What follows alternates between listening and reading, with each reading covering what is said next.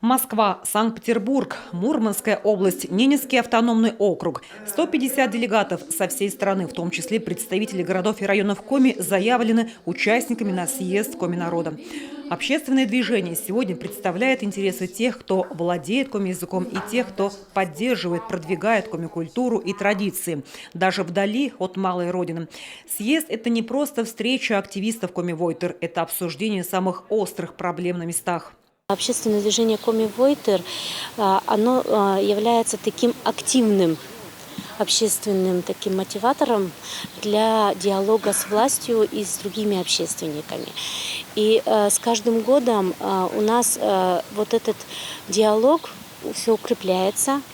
И получается, что мы, когда встречаемся с представителями министерств, разных ведомств, с депутатами Государственного совета, с главами муниципальных районов, да, они становятся более близки для своих же, да, скажем, жителей.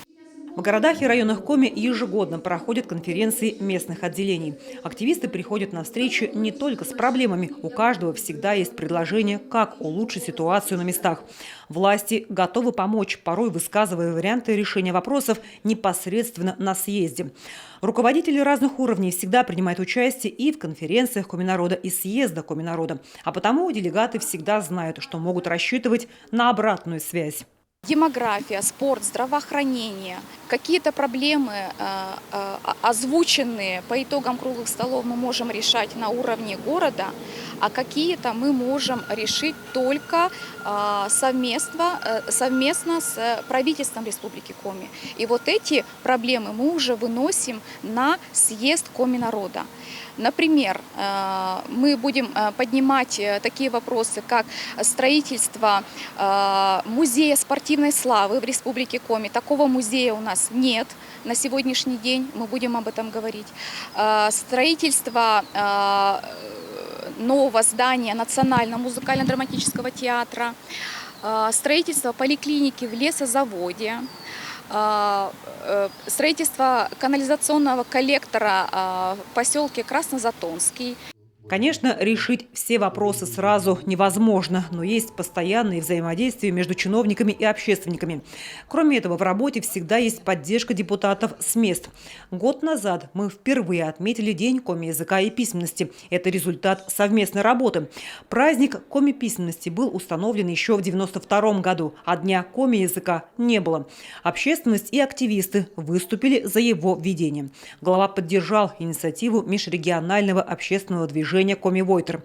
И теперь День коми-языка и письменности будет отмечаться в каждое третье воскресенье мая. Я как директор издательского дома Коми, да, где у нас выходят 5 комиязычных изданий, конечно же, я буду говорить о продвижении наших изданий, о сохранении коми-языка, о том, что молодежь у нас очень мало сейчас читает. Да?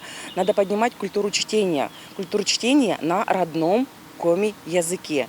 Программа съезда ожидается очень насыщенной. Вопросы сформированы, будут обсуждаться на разных площадках и секциях.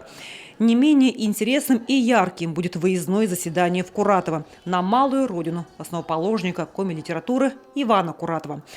Татьяна Супряткина, телеканал Юрган.